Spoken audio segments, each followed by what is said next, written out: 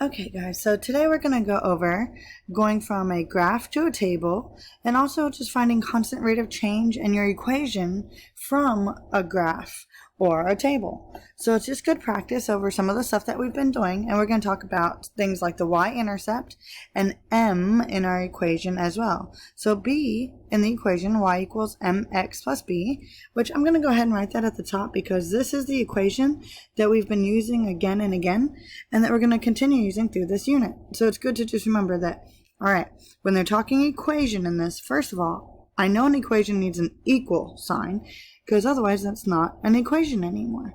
So we're going to write at the top here, y equals mx plus b.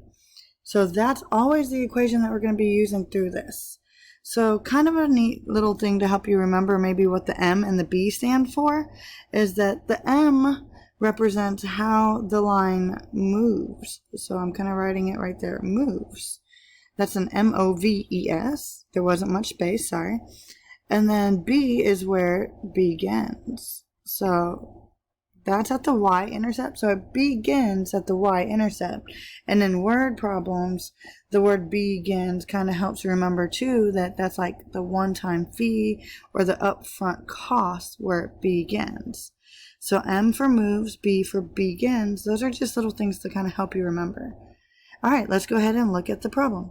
Number 1 says, the graph represents the distance traveled while driving on a highway. Determine the constant rate of change by writing the information given from the graph into the table. So what's neat is anytime you have a graph, you can make your own X and Y table. And so here they have one for us already, so we're going to go ahead and fill it in.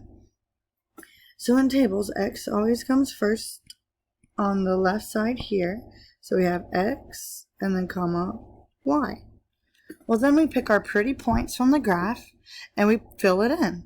So luckily here, they already picked pretty points for us. So what I mean by that is, for instance, this 0, 0 point, the first one they gave us, is definitely a pretty point where it lands on the x-axis and the y-axis. In that case, it's the origin. So we just fill it in, 0, 0. Well, if we followed up our line and we're trying to find another pretty point, which they found for us also, we would notice that it was right here at the 1, 60. So we plug that in, 1, 60.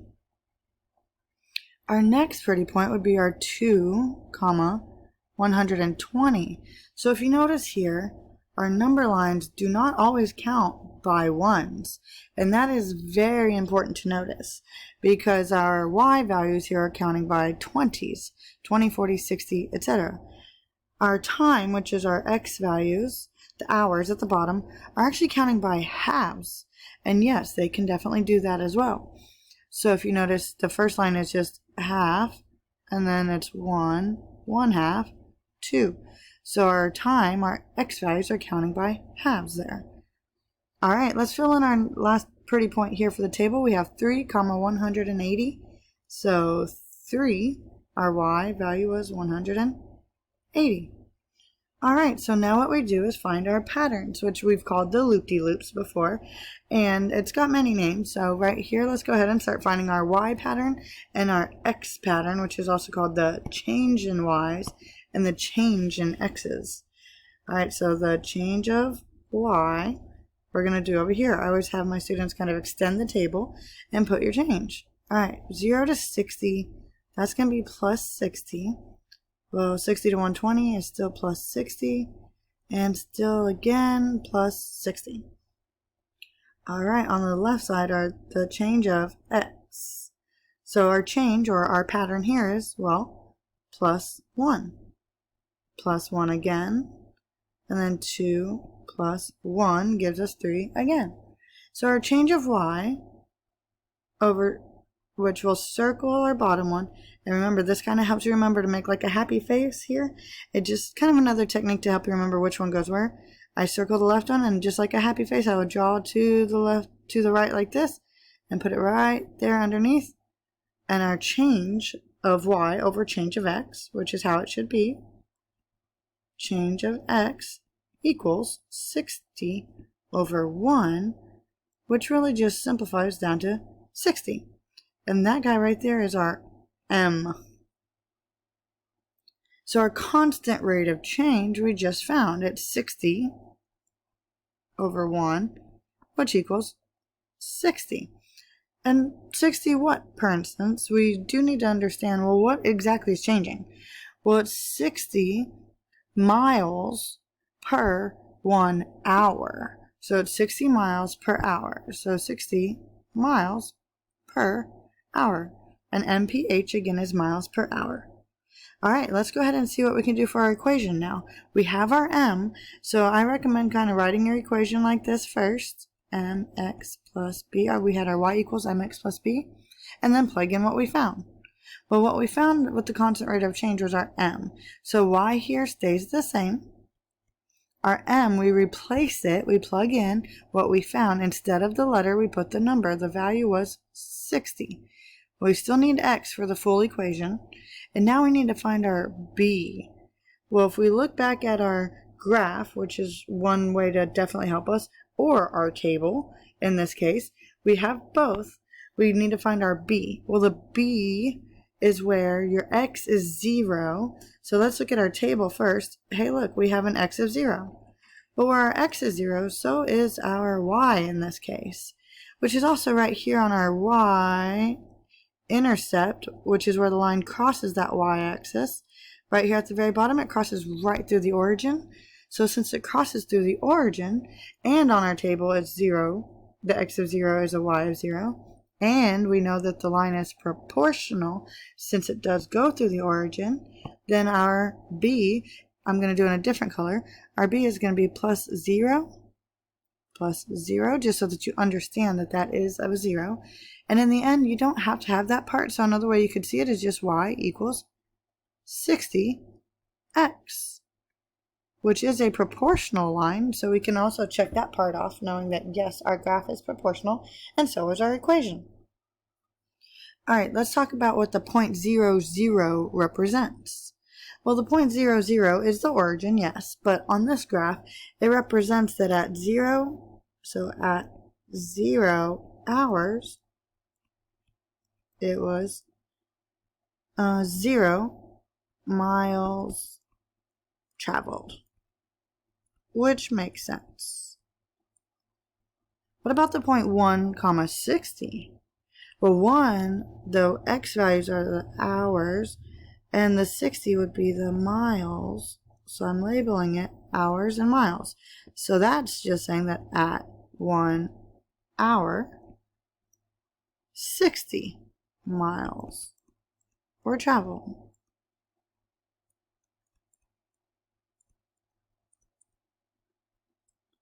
So what's neat about all of this is that everything you see there, the words, the equation, the graph, and the table, they all say the same thing, they just say it in different ways. So it's really important for you to kind of understand and see the connection between all of those. Because once you do, then it might not be as overwhelming when you see all 3 of them or 4 of them together like that. Alright, on the next one. Examples 2 and 3. There's not as much going on, but there's a graph, and it wants you to find the m, the b, and the equation, which is y equals mx plus b. So what I would like you to do is go ahead and pause the video and try to see if you can find it yourself first.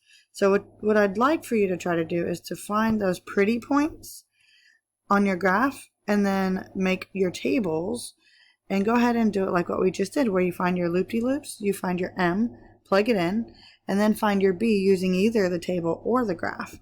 And again, our main focus here is y equals mx plus b. Alright, b is your y-intercept, where it crosses the y-axis. And your m is how it's moving. It's the it's the change of y over change of x, which is also the rate of change. Okay, so your m also. So go ahead and pause it and fill out your tables for me.